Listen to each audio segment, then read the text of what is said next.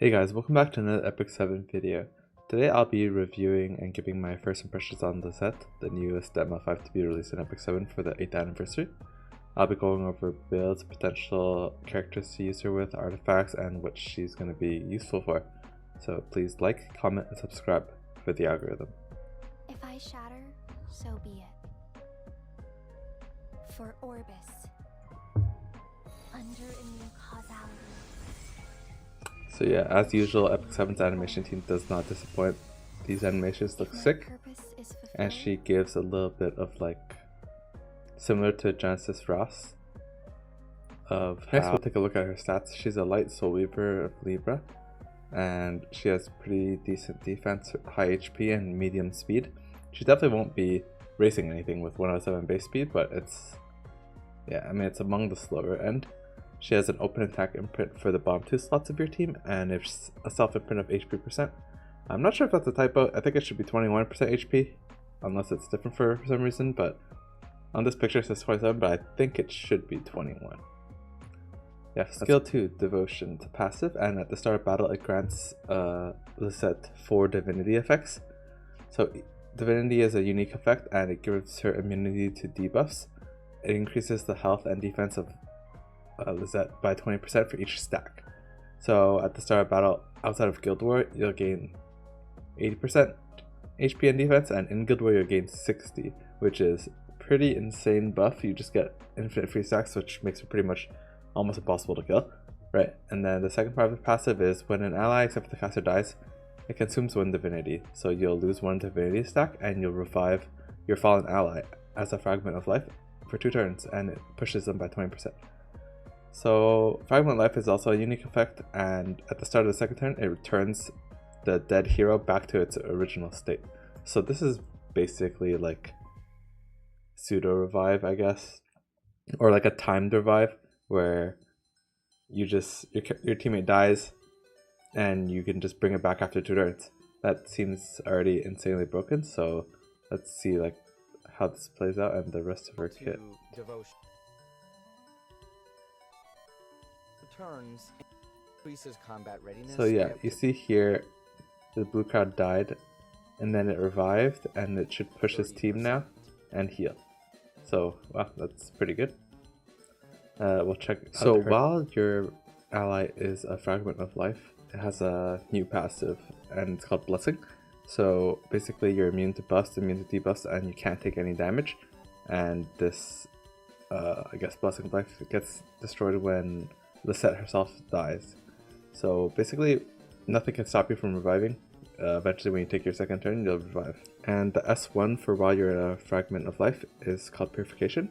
It increases the CR of all allies by 15% and recovers HP proportional to the target's max health. So you basically got a team-wide push and a heal before reviving. So that's pretty insane. Next we'll take a look at her skill 3, Converged Time.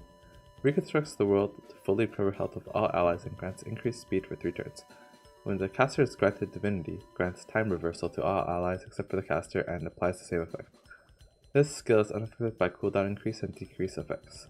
And time reversal is basically what Wretched Rose does, so it returns to a state after the start of battle and it's only applied in PvP.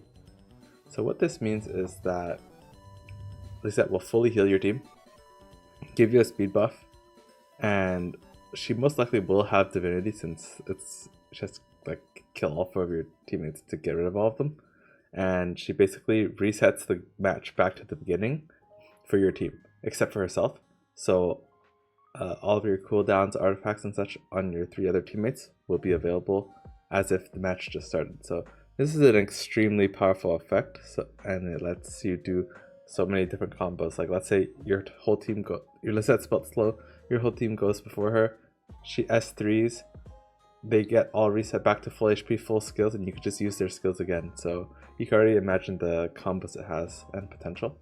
Really overpowered skill. One other thing is obviously you can't reset her, so nothing can stop her from resetting her team. Returns to the state after the start of battle. It is only applied in PvP. And lastly, we'll see her S1 Light Source. Attacks the enemy with light and recovers health of all allies. Damage dealt and amount recovered increases proportional to the caster's max health. Since she gets so much HP from just existing. I guess people could also build her on like a crit build, maybe. It depends on her scaling, how much damage she would do, but I could see that working pretty well. And yeah, her S1 has a soul burn effect that activates Afterglow instead of Light Source, and Afterglow dispels 2 buffs from, or 2 debuffs, sorry, from any ally with Divine Energy and increases that ally's CR by 30%. If they're a fragment of life, it turns them back into a hero instantly and dispels, well, they won't have a debuff if they're a fragment of life, but it'll CR push them and revive them basically.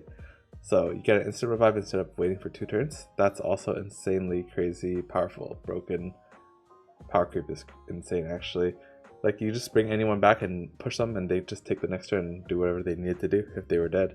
So yeah, I can't wait to use this character. So yeah, I mean Lisette is basically like a super buffed Ruel, right? Like, well, she doesn't need to revive like Ruel does because she simply just won't die with all the bonus HP and defense she gets. She can run a multitude of artifacts depending on your builds, right? If you're playing like Anti-Cleave, you could be on like Ivana's artifact, you could be Idol's Cheer to push up your damage dealer, you could be Soul Constellation. If you need tank survivability, if you're playing like a bit slower, you can run GIC or any healing artifact. You can even run like Counter Celestine like people used to do with like Blood Moon Haste to be very annoying. I mean, personally, I'm probably going to run her in a slower playstyle because I'm not fast, so I can't really aggro people that much.